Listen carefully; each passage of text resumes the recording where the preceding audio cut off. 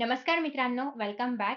मी सुहानी आणि आज आपण पाहतोय इयत्ता 10वी राज्यशास्त्रामधील आपला तिसरा पाठ, तो म्हणजे राजकीय पक्ष.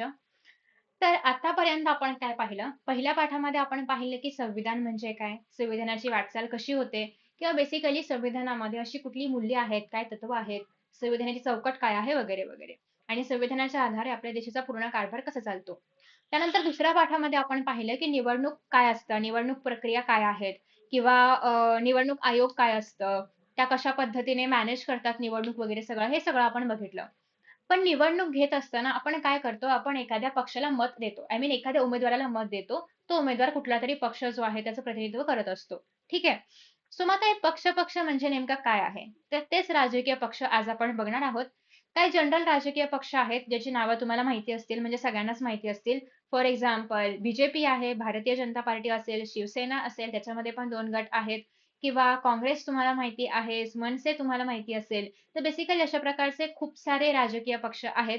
त्याच्यामध्ये पण प्रकार आहेत, की जे पूर्ण भारतामध्ये लेव्हलमध्ये असतील, पूर्ण भारताच्या लेव्हलमध्ये असतील किंवा पूर्ण भारतामध्ये जे पक्ष असतील, त्याला आपण म्हणतो राष्ट्रीय पक्ष. फॉर एक्झाम्पल बीजेपी पूर्ण भारतामध्ये ते पक्षाचे उमेदवार उभे राहू शकतात किंवा मनसे वगैरे असेल, ज्याचं पूर्ण महाराष्ट्रामध्ये हे आहे किंवा महाराष्ट्रामध्ये ते पक्ष उभे राहू शकतात किंवा त्याच्यामधले उमेदवार बेसिकली उभे राहू शकतात. सो कुठल्या पक्षामधले उमेदवार कोणत्या भागामध्ये निवडणुका लढवू शकतात, त्यानुसार पण प्रादेशिक पक्ष आहे आणि राष्ट्रीय पक्ष आहेत. सो ते सगळं आपल्याला बघायचं आहे आता आपल्या पाठामध्ये. Let us start. तर मागील पाठामध्ये आपण संविधानाची वाटचाल पाहिली, निवडणूक प्रक्रिया म्हणजे काय बघितलं, सामान्य जनता, लोकशाही, प्रतिनिधित्व म्हणजे काय, हे सगळं सगळं सगळं आपण बघितलं. तर बेसिकली निवडणुका आणि किंवा शासन आणि जनता जी आहे, सामान्य जनता, यांना जोडणारा जो कुठला दुवा आहे, दॅट इज राजकीय पक्ष. तर आपण राजकारणाविषयी जे काही ऐकतो, जे काही वाचतो, ते बरेचसे पक्षांशी सिमिलर असतं किंवा तुम्ही इव्हन न्यूजपेपरमध्ये वगैरे पण बघितलं असेल, की हा पक्ष सत्तेमध्ये आला किंवा या पक्षाने असं-असं केलं, त्या पक्षाने हे ते केलं. तर बेसिकली हे सगळं पक्षांशी रिगार्डिंग असतं. मग पक्ष नेमका आहे काय, ते आता आपण बघूयात. तर राजकीय पक्षांचे अस्तित्व सर्व लोकशाही व्यवस्थांमध्ये असते आणि किंबहुना लोकशाहीमुळेच राजकीय पक्ष सत्तेमध्ये स्पर्धा करतात. कारण अर्थात जर लोकशाही नसली असती, तर मग वेगवेगळे पक्ष असून काय मतलब? म्हणजे एकच पक्ष असला असता, तोच सत्तेमध्ये आला असता, जर निवडणुका होत नसत्या तर. पण निवडणुका होतात. लोकांकडे आता ऑप्शन्स आहेत, की ते जो कुठला बरोबर किंवा त्यांना असं वाटतं, की हा उमेदवार काम करू शकतो किंवा हा उमेदवार इथे निवडून दिला पाहिजे. त्या उमेदवाराला ते निवडून देतात. मग तो वेगळ्या पक्षाचा असेल, दुसऱ्या वर्षी म्हणजे दुसऱ्या 5 वर्षांनी ते अजून वेगळ्या पक्षाचा उमेदवार निवडून देऊ शकतात.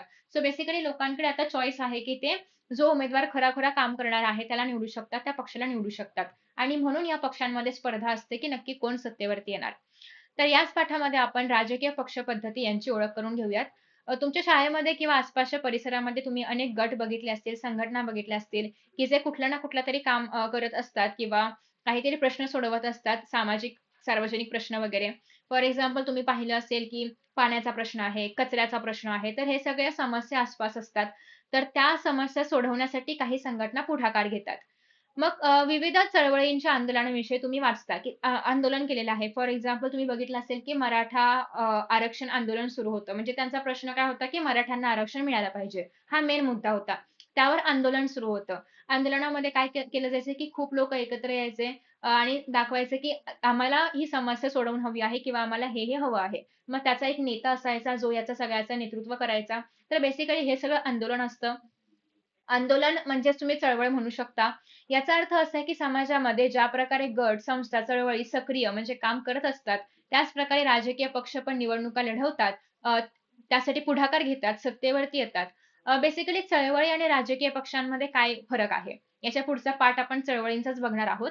तर बेसिकली तुम्ही बघू शकता, की काही जे राजकीय पक्ष आहेत, फॉर एक्झाम्पल काँग्रेस असेल, ती आधी एक चळवळ होती. म्हणजे त्यांनी आधीच चळवळी केल्या होत्या, की आपल्याला भारताला स्वातंत्र्य मिळवून द्यायचं आहे. यासाठी खूप साऱ्या चळवळी केल्या, खूप सारे लोक एकत्र आले आणि मग त्यातून पुढे हा राजकीय पक्ष निर्माण झाला.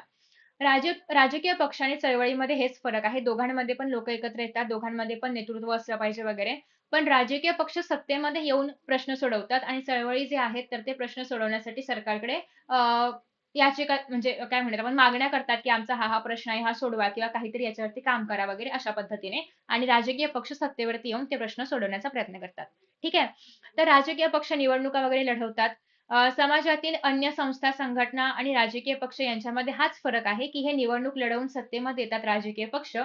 राजकीय पक्ष एक प्रकारे सामाजिक संघटनाच असतात, परंतु त्यांची उद्दिष्ट, कार्यपद्धती मात्र वेगळी असते आणि याच पार्श्वभूमीवरती आपण असं म्हणू शकतो, की राजकीय सत्ता प्राप्त करण्यासाठी जेव्हा लोक एकत्र येऊन निवडणुकीमध्ये सक्रिय सहभाग घेतात, तेव्हा त्या संघटनांना आपण राजकीय पक्ष म्हणतो. राजकीय पक्ष म्हणजे निवडणूक लढवून ती जिंकण्यासाठी व त्यानंतर सत्ता मिळवून आपल्या पक्षाचे शासन स्थापन करण्यासाठी जे लोकांचे गट आहेत, त्याला आपण राजकीय पक्ष म्हणतो. बेसिकली त्यांना निवडणुका लढवायच्या आहेत, त्या जिंकवायच्या आहेत आणि सत्ता मिळवून द्यायची आहे. तर ते जे आहे त्याला आपण राजकीय पक्ष असं म्हणतो. आता राजकीय पक्षांची काही वैशिष्ट्ये पण आहेत. एक तर पहिलं आहे ते म्हणजे सत्ता मिळवणं. कारण अर्थात तेच मेन उद्दिष्ट आहे. त्यासाठीच निवडणुका वगैरे सुरू आहेत. सत्ता मिळवणं म्हणजे काय? राज्यकारभार करणं. राजकीय पक्षांचा हेतू केवळ निवडणुकांच्या माध्यमातून सत्ता मिळवणे हा असतो आणि त्या सत्तेसाठी राजकीय पक्ष एकमेकांची स्पर्धा करतात, की कोण किती चांगलं काम करणार, जेणेकरून लोकं त्यांना मत देतील आणि ते निवडणुकांमध्ये जिंकून येतील तो पक्ष. तर हेच बेसिकली त्यांचा मोटो आहे, की त्यांना काय करायचं आहे, सत्तेमध्ये यायचं आहे. सत्तेमध्ये येऊन मग ते पुढचं जे काही काम करणार आहेत, समाजसेवा वगैरे जे काही असेल. पण आधी त्यांना सत्तेमध्ये येणं किंवा सत्ता मिळवणं हे त्यांचं मेन उद्दिष्ट आहे. अशी स्पर्धा करण्यात अयोग्य काहीच नाही. ऑफ कोर्स ही स्पर्धा असलीच पाहिजे, नाहीतर मग जनतेला चांगलं काहीतरी कसं मिळेल? कारण म्हणजे एक ए पक्ष आहे, तो बोलतोय, की मी तुम्हाला मला जर निवडून दिलत, म्हणजे उमेदवारांना निवडून दिलत, तर तुम्हाला तुमच्या भागामध्ये पाणी पुरवठा होईल. दुसरा बोलतोय, की तुम्हाला पाणी पण मिळणार आणि वीज पण मिळणार जर मला निवडून दिलत तर. तर बेसिकली ही स्पर्धा असली पाहिजे जोपर्यंत ती लोकांच्या हितासाठी आहे. पण या स्पर्धेमध्ये जर हिंसा आली, या स्पर्धेमध्ये जर दंगली होतायत, एकमेकांवरती गोळीबार होतोय, मारलं वगैरे जातंय, तर मग ती स्पर्धा कामाची नाहीये. स्पर्धा कधी योग्य आहे जोपर्यंत ती स्पर्धा लोकांच्या हितासाठी होतीये, समाज कल्याणासाठी होतीये, त्यातून काहीतरी चांगल्या गोष्टी येतायत, तोपर्यंत स्पर्धा ठीक आहे. पण हे सगळं जर हिंसाचार वगैरे आला, तर मग ती स्पर्धा वाईट आहे. निकोप असावा स्पर्धेचं स्वरूप म्हणजे काय? कुठेही राग, क्रोध असं नसावं. स्पर्धा असावी, पण त्याने कोणालाही नुकसान नाही झालं पाहिजे. विचारसरणींचा आधार. प्रत्येक पक्षाचा काहीतरी एक विचार असतो. फॉर एक्झाम्पल काही पक्ष आहेत, की ज्यांचा विचार असतो हिंदू संस्कृती पुढे नेण्याचा. काही पक्ष आहेत ज्यांचा विचार असतो, की फक्त आमच्या भागामधले जे लोकं आहेत त्यांना आधी जॉब्स मिळाले पाहिजेत किंवा त्यांना आधी नोकरी मिळाली पाहिजे. मग इतर लोकांना, त्यांना आधी प्राधान्य दिलं पाहिजे, मग इतर लोकांना. तर प्रत्येक पक्षाचा काहीतरी असा एक विचार असतो आणि त्या विचारसरणीवरती तो पक्ष आधारलेला असतो. तर प्रत्येक राजकीय पक्षांचं काही ना काही धोरण असतं, काही ना काही विचारांचा ते पुरस्कार करत असतात. आणि सार्वजनिक प्रश्नांबाबत प्रश्नांची एक विशिष्ट भूमिका पक्षाची एक विशिष्ट भूमिका असते. अर्थात म्हणजे त्यांचं असं असतं, की हा एक प्रश्न आहे किंवा कुठला पण एखादा सार्वजनिक प्रश्न आहे, तो आम्ही सोडवणार किंवा त्याच्याशी रिगार्डिंग आम्ही काहीतरी धोरणं आणू, काहीतरी योजना आणू, हा त्यांचा विचार झाला. तर मग ही विचारसरणी ज्यांना योग्य वाटते. आता फॉर एक्झाम्पल आपण कुठल्या पक्षाला मत देतो किंवा कुठल्या उमेदवाराला मत देतो. एकतर तो कार्यक्षम असला पाहिजे. त्याच्या पक्षाची विचारसरणी अशी असली पाहिजे, की जे विचार आपल्याला पटतायत. तर त्याच पक्षाला आपण मत देणार, बरोबर? आता तुम्ही तुमच्या फ्रेंड्ससोबत का राहता? कारण तुमचे आणि त्यांचे विचार पटतात. तुम्ही असं कुठल्याही व्यक्तीसोबत नाही राहू शकत, ज्याचा आणि तुमचा अजिबात पटत नाहीये, बरोबर?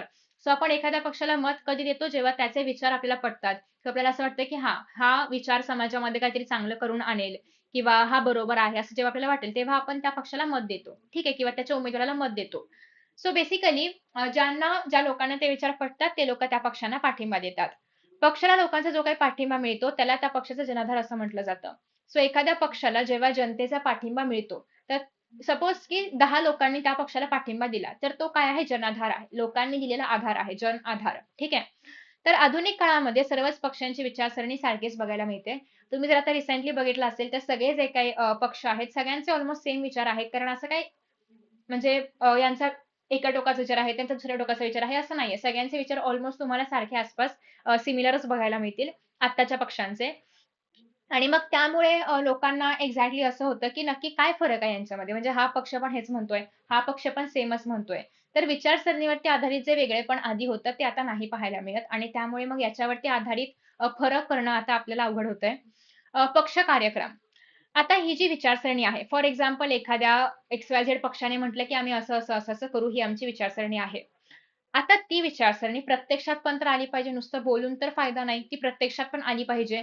मग ती विचारसरणी प्रत्यक्षात आणण्यासाठी पक्ष जे काही कार्यक्रम निश्चित करतो किंवा असं-असं होणार आहे किंवा आम्ही असे-असे इम्प्लिमेंट करूया ही सगळी धोरणं, असं-असं आम्ही अवलंब करू यांचा. तर असं काहीतरी असेल ना, काहीतरी ठरवलं असेल. तर हे जेव्हा अ, अ, अवलंबलं जातं किंवा जेव्हा हे इम्प्लिमेंट केलं जातं, तर त्याला आपण म्हणणार आहोत पक्ष कार्यक्रम. तर मग सत्ता मिळाली, की या कार्यक्रमांची अंमलबजावणी केली जाते. आता तुम्ही बघितलं असेल, की सत्ता मिळायच्या आधी म्हणजे निवडणुकीआधी पक्ष खूप सारे वचनं देतात, की आम्ही असं करू, आम्ही हे करू, आम्ही ते करू. तर मग सत्ता मिळाल्यानंतर हे सगळं करायचं असतं किंवा हे सगळं केलं पाहिजे. मग त्यासाठी जे कार्यक्रम आखले जातात, की आम्ही असं करणार आहोत किंवा हे आम्ही असं उपाययोजना करणार आहोत किंवा आमच्या अशी-अशी रूपरेषा असणार आहे बेसिकली. तर हे जे आहे, तर हे करणं याला आपण काय म्हणतो पक्ष कार्यक्रम. तर कार्यक्रमांच्या आधारे लोकांचा पाठिंबा मिळवण्यासाठी राजकीय पक्ष जे आहेत, तर ते अशा प्रकारचे कार्यक्रम योजत असतात. त्यानंतर आहे सरकार स्थापन करणं. राजकीय पक्ष सरकार स्थापन करतात आणि देशाचा राज्यकारभार करतात. हे आपण बघितलं ज्याला बहुमत असेल तो पक्ष सत्तेवरती येतो. अर्थात हे कार्य निवडणुकीमध्ये बहुमत मिळवणाऱ्या पक्षांचे असते. ज्या पक्षाला निवडणुकीमध्ये बहुमत मिळतं म्हणजे बेसिकली जर निवडणुका झाल्या आणि साधारणतः संपूर्ण जी मतं आहेत तर ती 100 आहेत. त्यातली 70 मतं एका पक्षाला आहेत आणि 30 मतं एका पक्षाला आहेत. हे वरचेवर सांगते मी. कुठलाही रिअल डेटा नाही सांगत आहे तुम्हाला. वरचेवर एक एक्झाम्पल देतेय. तर ज्या पक्षाला सपोज ए-बी-सी एक पक्ष आहे आणि एक्स-वाय-झेड एक पक्ष आहे. तर ज्या पक्षाला 70 मतं मिळालेली आहेत, अर्थात त्याला बहुमत म्हणजे सगळ्यात जास्त मत मिळालेत, म्हणजे हा पक्ष काय होतो सत्तेवरती येतो. आता हा पक्ष राज्यकारभार करू शकतो. मग हा जो दुसरा पक्ष आहे, की ज्याला कमी मतं मिळालेली आहेत किंवा जो बहुमतामध्ये नाहीये, त्याला आपण म्हणतो विरोधी पक्ष. ठीक आहे. हा काय आहे विरोधी पक्ष. तर एक पक्ष सत्तेवरती येतो, एक पक्ष विरोधी पक्षामध्ये असतो. आता या ठिकाणी मी 2च पक्ष पकडलेत. पण आपल्या भारतामध्ये किंबहुना महाराष्ट्रामध्ये पण खूप सारे पक्ष आहेत. तर जो पक्ष सत्तेमध्ये आहे, त्याच्या व्यतिरिक्त इतर सगळे पक्ष जे आहेत, तर ते तुम्हाला कुठे बघायला मिळतील? दुसऱ्या गटामध्ये बघायला मिळतील. ठीक आहे. तर ज्या पक्षांना बहुमत मिळत नाही, ते विरोधी पक्ष म्हणून काम करतात. आता शासन आणि जनता यांच्यामधला दुवा.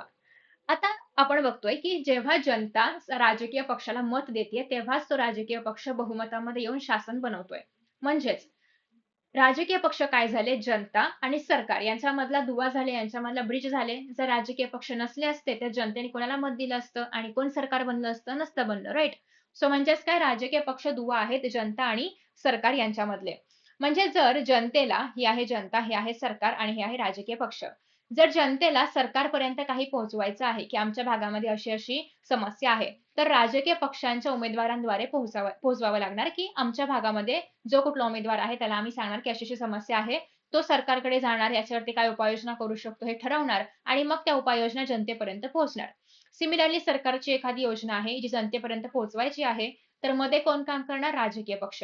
राजकीय पक्षामधले जे उमेदवार आहेत, तर ते सरकारचं सगळं योजना वगैरे समजून घेणार आणि ते लोकांना सांगायचं काम करणार. ठीक आहे?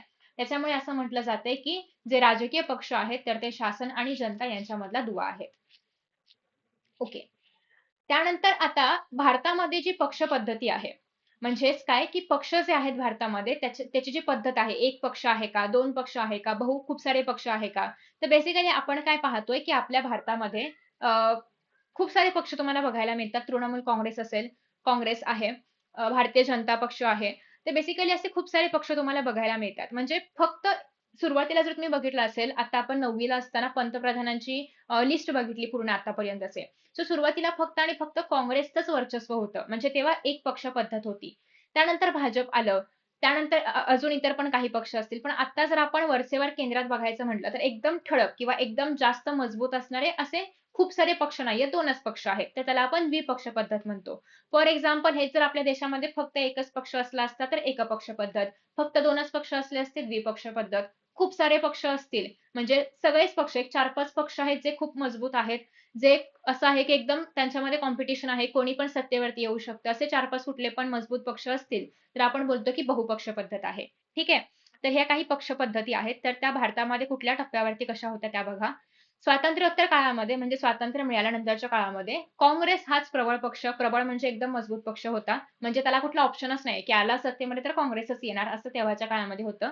काही अपवाद वगळता, अपवाद म्हणजे एक्सेप्शन्स वगळता, केंद्र आणि राज्य पातळीवर या पक्षाला बहुमत होतं. काही ठिकाणी वेगळे पक्ष होते, काही ठिकाणी प्रादेशिक पक्ष होते. पण विशेषतः बघायचं म्हटलं तर काँग्रेसलाच बहुमत होतं. भारतातील राजकारणावर या पक्षाची पकड होती आणि म्हणून त्या काळामध्ये एकपक्ष पद्धत, एक प्रबळ पक्ष पद्धत होती असं आपण म्हणू शकतो. पण या एकप्रबळ पक्ष पद्धतीला 1977 मध्ये आव्हान दिलं गेलं आणि हे आव्हान दिलं होतं काँग्रेसेतर म्हणजे काँग्रेस सोडून जे इतर पक्ष आहेत त्यांनी आव्हान दिलं एकत्र येऊन. ते सगळे एकत्र आले आणि मग 1989च्या लोकसभा निवडणुकीनंतर राजकारणामध्ये एकच पक्षाचं वर्चस्व असणं ही बाब संपुष्टात म्हणजे संपली, कारण इतर पण पक्ष येऊ लागले आणि त्यानंतरच्या काळामध्ये अनेक पक्षांनी एकत्र येऊन आघाडीचं शासन सरकार स्थापन केलं. तुम्ही जर पाहिलं असेल तर आपल्या महाराष्ट्रामध्ये याच्या आधी आघाडी सरकार होतं. आघाडी म्हणजे काय? तर 2 पेक्षा अधिक पक्ष जेव्हा एकत्र येतात आणि त्यांचं मिळून जेव्हा बहुमत होतं, ते जेव्हा सत्तेवरती येतात तेव्हा त्याला आपण आघाडी शासन असं म्हणतो. म्हणजे 2 पेक्षा अधिक पक्ष एकत्र जेव्हा सत्तेमध्ये येतात, तर तेव्हा त्याला काय बोलतो आपण आघाडी शासन. तर हे सेम केंद्रामध्ये झालं होतं, की काँग्रेस सोडून जे पण इतर पक्ष आहेत, सगळे एकत्र आले आणि त्यांनी सरकार स्थापन केलं. तर करण्याचे प्रयोग भारतीय जनता पक्ष आणि काँग्रेस या दोन्ही पक्षांनी केले. आघाडी शासनामधून अस्थिरता निर्माण होते. बेसिकली असं आहे, की आता बघा ए, बी, सी असे 3 पक्ष एकत्र येतायत. या पक्षाचे विचार वेगळे, त्याचे विचार वेगळे, याचे विचार वेगळे. हे बोललेल, की आपण हे काहीतरी इम्प्लिमेंट करूया, हे बोलणार, की नाही करायचं, हे बोलणार, की नाही करायचं. तर बेसिकली कुठलाही डिसिजन घेतला जाणार नाही, असं वाटलं होतं किंवा याच्यामुळे अस्थिरता निर्माण होईल, यांच्यामध्येच भांडणं झाली तर, असं वाटायचं किंवा असा समज होता लोकांचा. पण या पक्ष पद्धतीने म्हणजे जेव्हा हे आघाडी सरकार ॲक्चुअल आलं भारतामध्ये, तेव्हा कळलं, की असा हा समज चुकीचा आहे. म्हणजे हे पक्ष एकत्र येऊन पण चांगल्या पद्धतीने राज्यकारभार करू करू शकतात. आणि मग आघाडी शासन ही बाब आता भारतीय राज्यव्यवस्थेमध्ये स्थिरावली आहे. म्हणजे आता आपण बघतोच, की महाराष्ट्रामध्ये पण मागच्या टर्मला आघाडी सरकार होतं. म्हणजे खूप सुरळीत चाललं होतं सगळं काही. तर म्हणजे स्थिरावली आहे, इतकी काही त्याच्यामध्ये असं नव्हतं, की सरकार लगेच एका महिन्यात वगैरे पडलं असं नव्हतं झालं. म्हणजे साधारणतः चांगला एक प्रॉपर काळ त्यांनी घेतला होता. तर याला म्हणतो आपण, की ती जी पद्धत आहे, तर ती सुद्धा भारतामध्ये स्थिरावली होती. आता बघा एकपक्ष पद्धत तुम्हाला कळलंच आहे, पण तरी पण आपण बघूयात, की जेव्हा एकाच राजकीय पक्षाच्या हाती सत्ता दीर्घकाळ असते, म्हणजे साधारणतः एक 15-20 वर्ष एकच राजकीय पक्ष जो आहे, तर तो सत्तेवरती आहे. तर इतर कुठलाही पक्ष राजकारणामध्ये प्रभावी नाहीये, कोणी टक्करच द्यायला नाहीये. तर अशा केसमध्ये आपण बोलतो, की एकपक्ष पद्धत आहे. राजकारणामध्ये 2 राजकीय पक्ष प्रभावी आहेत, की कधी हा पक्ष येतोय, कधी तो पक्ष येतोय. असं असेल तर आपण बोलणार, की द्विपक्ष पद्धत आहे.